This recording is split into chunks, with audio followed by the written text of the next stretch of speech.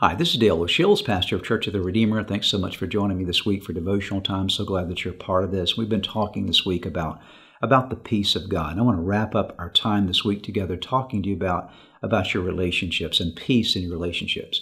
You know, when it comes to relational issues in life, there's nothing that can create greater joy for you and oftentimes even greater pain for you than the hurts and pains that go along with our relationships.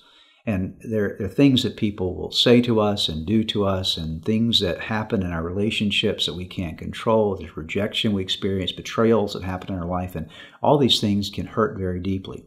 And while we can't often control what other people do, we can control what our response is going to be. And the Bible is very clear to us that if we're going to maintain God's peace in our lives, we can't be dependent upon what people do to us. We have to go beyond that to responding the right way and trusting God in those relationships.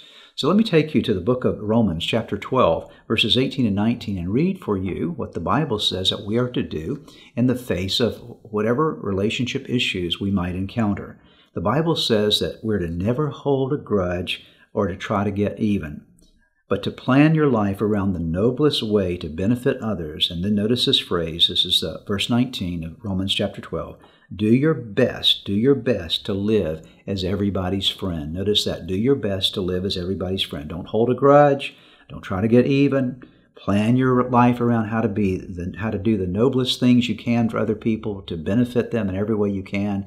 And as far as it depends upon you, try to be a friend to everybody. As far as it depends upon you, be at peace with each person.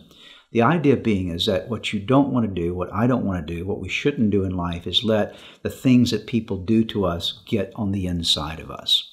What people do to us is going to happen. People are going to disappoint us and hurt us.